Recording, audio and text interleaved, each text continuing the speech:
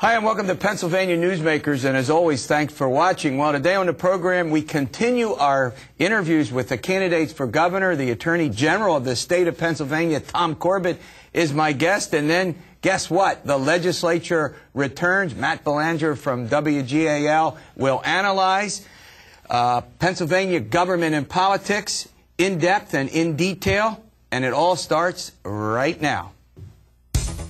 This is Pennsylvania Newsmakers, a fast-paced, unrehearsed weekly discussion with and about the leaders who shape your world. And now, here's your host, Terry Madonna. Hi, welcome back to the program. Well, we start a new year, and it couldn't be any better than to start it with the Attorney General of the state of Pennsylvania, Tom Corbett. He's sitting right across from me. General Corbett, welcome.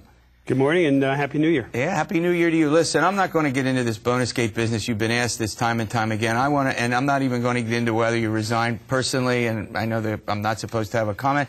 I don't think officials ought to resign while they seek another office, unless you apply it to everybody. Apply it to the Auditor General, the Treasurer, District... State representatives, everybody. Yeah, I agree with you, but we're not going to go there. Let's go. Look, Tom Corbett is elected governor. Next year at this time, you would have to sit down and decide, well, you do this before, but I think Pennsylvanians would want to know, what would a Tom Corbett gubernatorial administration would be like? What are the first couple of things you would do as governor? Well, first, let me comment this. The reason I'm running for governor is my love of Pennsylvania. I've grown up here. I've lived my entire life here all across Pennsylvania, and I believe we're on the wrong track, and I think a lot of people out in Pennsylvania believe that way. And I think I can do more to help the people of Pennsylvania as governor than I can even as Attorney General. One of the things three things that I'd really like to do was, first off, restore the trust and integrity in Harrisburg of the people of Pennsylvania. You know, I had to do that one time before when I was Attorney General, when I was appointed in 1995, when I replaced Mr. Priet, to restore the trust of the people in the office of Attorney General. Now I think we have to restore the trust of the people in Harrisburg. So that means bringing about a number of different items. One, accountability in government. Two, a fiscal discipline to government. We are facing, we can go into this later, a huge budget problem. The governor even commented on it recently in the newspapers with the pension crisis that's looming, with the stimulus money that won't be there in the budget of 2011-2012. Two, I want to really encourage innovation. I believe in innovation. If you look at our website, attorneygeneral.gov, I got that when I was Attorney General in 1995 because of my 19-year-old son who understood that the web was actually going to be something important in our lives. We have so much innovation here in Pennsylvania, from our life sciences and the greenhouses that we have, to the high tech that we have all across Pennsylvania, to the energy that we have in Pennsylvania. Yeah, let's talk about some of the specifics of that. I mean, number one, as you know, there's been these big debates about budgets and taxes, and as you know, the state is going to not be in a very good revenue situation. Do you think the problem has been too much spending and or not enough evaluation of programs in state government to see if they're still, you know, are they valid? Are these services really? I mean, how would you sort of specifically approach? And it's a big deal. Well, it's a big deal for the governor. I think you hit it right on the head. If you take a look at the budgets of Pennsylvania since 2002, our budget has increased almost 40%. Unfortunately for us, we haven't had revenues keep up to that, and that presents the budget problem that we had that really caused the budget issue of this past year and having a difficult time finding it. So one of the ways that you look at it is saying, where can we cut spending? I know the governor talks about cutting spending, and he has in some places, but how can you say you've cut spending when you've increased the budget by 40%? I don't. There's a misconnect in the logic there. So we have to look at where we are spending the money. One of the things I suggested on the campaign trail was cutting the fleet, the state fleet, by 10%. Having people who have cars use their own cars and let them take the mileage deduction for business expense, like many other people do in the use of their personal cars. You know, go ahead, you want? But we have to cut that. The other area we can do, and we have the ability out there, is to start looking at all the provisions that we have and start, do they need to continue? Well, you can't do state government as a whole and say we're going to do zero-based budgeting. Very difficult. But you can start off with a couple agencies. Some of the people begin with there. Yeah, some of the people have suggested that there ought to be a review of every department Absolutely. and every program. I mean, some of them have grown up over time, and their functions have been added by the legislature. Sometimes for good reasons. I mean, we're not getting into motives, but all of a sudden we have a larger bureaucracy, and I mean, and maybe that ought to be done by an outside entity and not so much, what happens in the politics Well, I internally. think the people elect the elected officials to do it themselves. You don't need to hire an outside agency or entity. For instance, there's one agency, I believe it's DCED, I don't have my notes in front of me to remember, that has over 300 different programs. Yeah. Now, it didn't start off with 300 different programs. We know that. Yeah. Okay? But one program was added onto another, and government is sort of like a person who puts on weight. Every year they put on a little about 5 more pounds. So you get a little heavier and heavier. A little heavier, and you keep saying, well, I need more. Well, we need to go on that diet, and we need to start pushing back. And one of the ways to do that is take a look, pick 2 agencies or 3 agencies a year and say, zero-based budget. Explain to me why you need this money. All right, we're talking with the Attorney General. We'll be back. We're going to pay some bills talking about money, and then we'll be back. Thank you. This broadcast of Pennsylvania Newsmakers is presented by the Pennsylvania Chamber of Business and Industry, the statewide voice of business. This broadcast of Pennsylvania Newsmakers is presented by PAConstructionJobs.com. For more information about rewarding careers in the highway construction industry, visit PAConstructionJobs.com. And by the Pennsylvania Manufacturers Association. Business in Pennsylvania is our business. Hi, welcome back to the program. We're talking with the Attorney General of the state of Pennsylvania, Tom Corbett. He is also a candidate for governor. We're doing the candidates for governor and the U.S. Senate on this program as a service to you. All right, General Corbett, let's turn to a kind of another subject. Governors, Republicans, and Democrats have all sort of used the state as a vehicle to promote economic development. Dick Thornburg had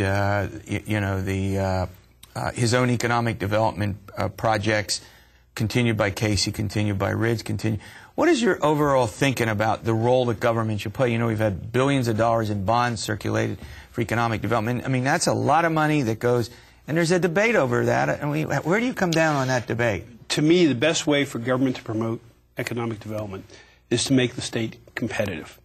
We are not competitive with many, many of the states. If you look at our tax burden in Pennsylvania, we are the 11th worst state when it comes to taxes, if you combine state and local taxes. If you were a new company or a company from outside Pennsylvania, you would look at Pennsylvania and say, why do I want to come here? If you're a young entrepreneur, a young 25-year-old who's developed the next Google, why do I want to stay here when I can go to places, and you're seeing it, like Texas, like Florida, like Tennessee, where they are making lower business taxes? Lower business taxes. So to me, the best way that the state can build economic development is to create a business climate that welcomes businesses. And businesses are the ones that actually do the growing. Government jobs are government jobs, and the more government creates more government jobs, the more the taxpayers have to pay for it. We have to create an atmosphere that the people come in, they develop their businesses, and they can grow themselves. And they're going to grow. The state money, I mean, in the Ben Franklin Partnership. Ben Franklin's are great. The first economic development program, post-Depression, big one. The government did put some money up, starter money, and then leverage. I mean, is that a philosophy you're okay with? That is a tremendous philosophy to start with, because what you are doing is you are incubating, you are planting the seed. If you look at, I don't know if you've ever had the chance, and I have, to look at the life sciences that we have, the greenhouses that we have, are doing the same thing with the biotech industry. And in some cases they go from the greenhouses to the Ben Franklins, and then they're out on their own. So we help develop that way. That's a proper use, in my opinion, of taxpayer money. All right. Well, before we turn to a couple of other topics, I think of all things, this is at the core. We can talk about the Turnpike Commission and the Liquor Control Board, and should we elect judges and all that, or appoint them. But I think this is at the core, because without a healthy economy, we're in trouble. But one of the other things that Governor Rendell has done, and other governors have done, even Republican and a Democrat, when a business gets in trouble, we'll go help them. We give money to Boscos. We give money to Comcast to stay in the city of Philadelphia. We give money to Harley Davidson. And then, you know, you're picking winners and losers. Now, you know, what's your overall philosophy about that approach? You have to go back and look at the very beginning, because that approach is putting Band-Aids on the problem. You are reacting to somebody saying, look, there's a better place for me to go in another state. And why are they going there? In the vast majority, because it's a better business climate. Well, then let's go treat what the problem is. Okay. And I think, number one, the legislature and the governor working together have to make a better business climate. How do you do that? Well, you reduce the corporate net income tax. We're the second highest in the country. For our agriculture, which is the #1 industry in Pennsylvania, huge industry, right. The inheritance tax is a huge issue because people aren't able to pass their farms along because of the impact of the inheritance tax. The corporate stock and franchise tax needs to go back to start getting rid of it, as we started to, but in this budget we went the other direction. The issue of the single sales factor has to be taken into account, and we can go on and on. But you have to create that atmosphere. That's #1. But to get there, you have to control your spending. And we are not controlling our spending. When we increase 40% when I tell people we've increased 40% from $22 billion to $28 billion from 2002 to 2009, people's eyes bug out. Yeah. Okay, look, let's go to a couple other things, and these are big. All right, money for roads and bridges. We need an infrastructure, a strong infrastructure. Can't have a good state. You know, some of the options are toll Route 80. Have you taken a position on that, toll Route 80? This is what we've said about this. That is a regional, that's a statewide resolution to a regional issue. And you can't have that. You have to come up with a coordinated plan for everybody, for the entire state. Would that mean looking at tolling other roads like 95? Well, first off, you have to determine 78? whether the Department of Transportation in Washington is even going to allow it. That's true. Okay? If they allow it, and as you know, the governor has resubmitted that application, we should know this year whether that's even going to be permissible. So it doesn't make sense right now to comment on it until we hear what the Department of Transportation has to say. Liquor stores. Sell the liquor stores. They're owned by the state right now. Do we sell them? Well, it looks like the LCB is starting to move in that direction already. So you want to see what they do before we like competition. I Go back to competition. Okay. All right, Turnpike Commission. Keep it. Get rid of it. More complicated, I know. Well, I have to say, there are issues with the Turnpike Commission, but there's issues with other commissions also. But I will go back to this. I remember the snowstorm of Valentine's Day a few years ago. And I know what you're going to say. The only road I know what you're going to say. I knew what you were going to say. Was the Turnpike Commission. And they cleaned that up. Give them credit for that. And I think it was between Harrisburg and Lancaster or Lebanon where they had that problem. They cleaned it up. And it was 8178. And PennDOT didn't do up. Well, 2 days people were stranded. Yeah. I get it. All right. Let's talk about well, we're going to go to a break. We'll come back. We'll be back with the Attorney General in a moment. This broadcast of Pennsylvania Newsmakers is brought to you by Pennsylvania Credit Union Association. Pennsylvania Credit Unions, where people are worth more than money. To find a credit union that is right for you, check out ibelong.org. And by the Energy Association of Pennsylvania, Pennsylvania's energy information source.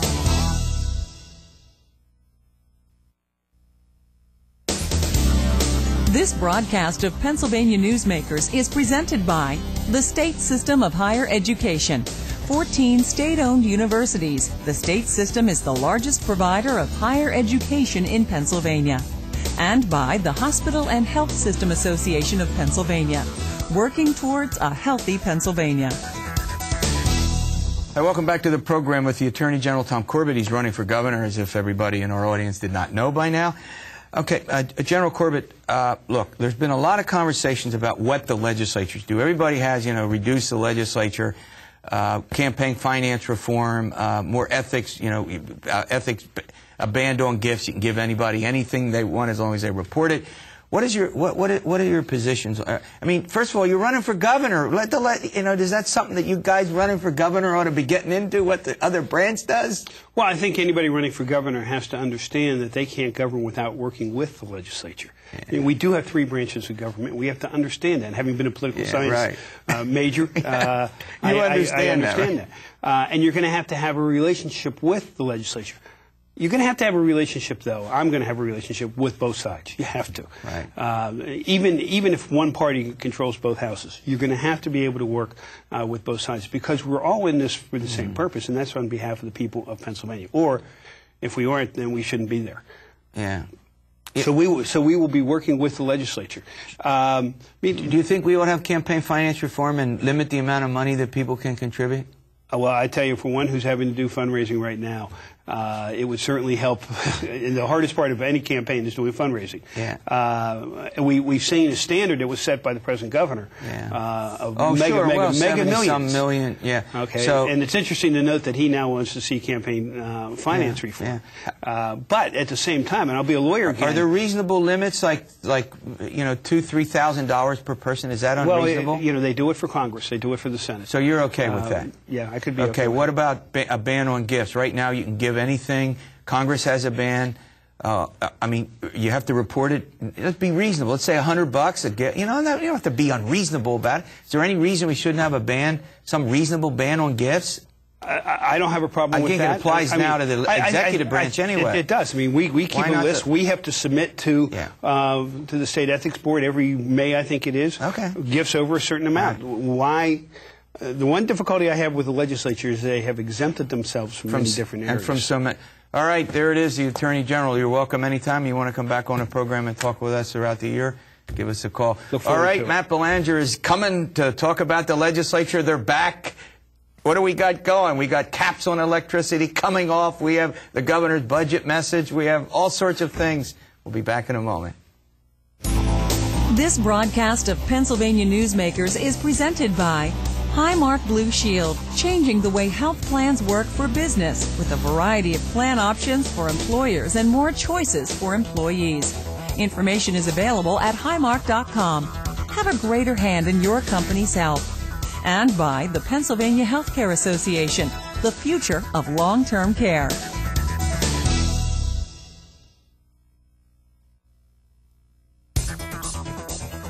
This broadcast of Pennsylvania Newsmakers is presented by Penn Future, where we believe that every environmental victory grows the economy, and by the Pennsylvania Cyber Charter School, bringing educational innovation and freedom to the children of Pennsylvania. Hi, welcome back to the program. Well, Matt Belanger from WGAL, or News 8, as they say, is in the House. And guess what? The legislature, Matt, returns this week, right? Oh, that's right. That's right. House and Senate back on the 5th. Back on the 5th. Well, I'll tell you what, it wouldn't be Pennsylvania Newsmakers if we didn't talk about table games. Oh, that's right. Some $200 million plus necessary, some say, in order to balance the budget.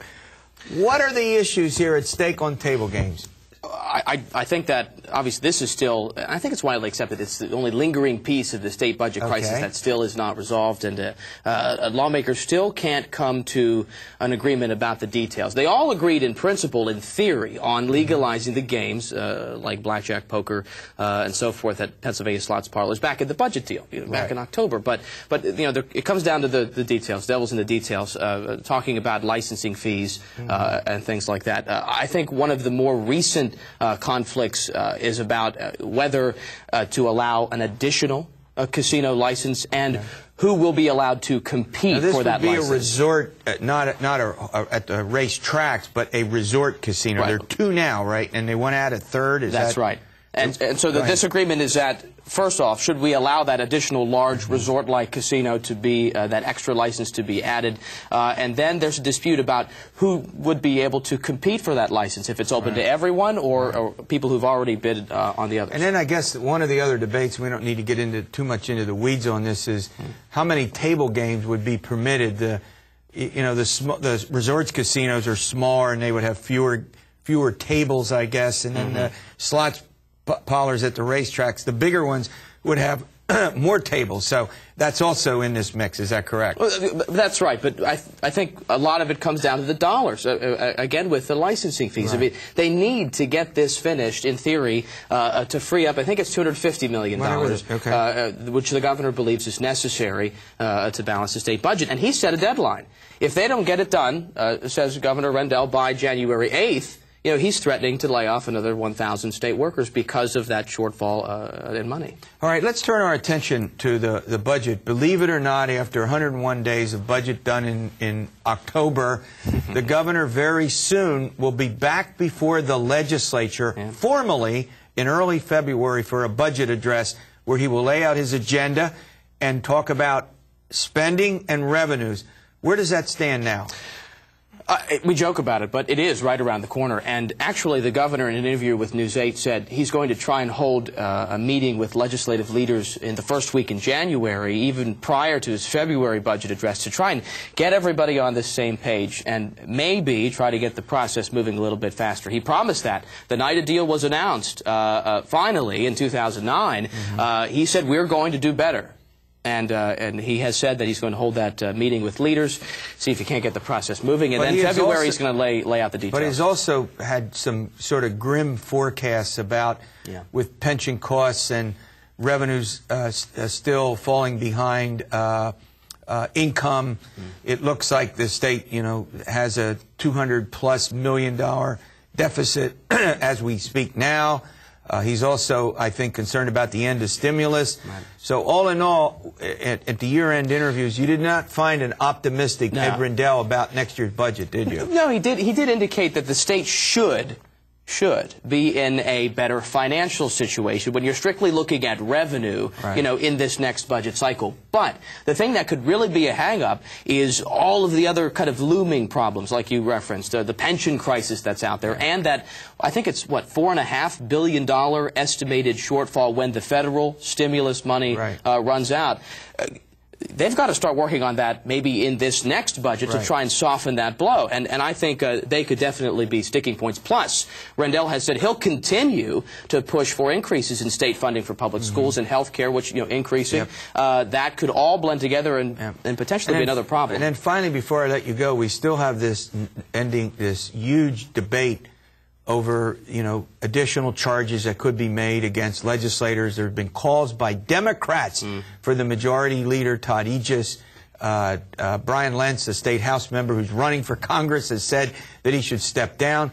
I mean, all in all, we still look like we're going to have something of a chaotic situation within the legislature. Is that what you're finding? Well, the Attorney General has said that this is an ongoing investigation. He's following the evidence. He says this repeatedly. It's about the only thing he says he can say because it is continuing. And but 25 individuals with ties to state government so far targeted here, and what? He hasn't even gotten to the state Senate. And so, in theory, there could be more to come. All right. Well, look, thanks for the update. You'll stay on this and come back from time to time and give us a report. My pleasure. All right. As always, thanks for watching Pennsylvania Newsmakers, and you stay well.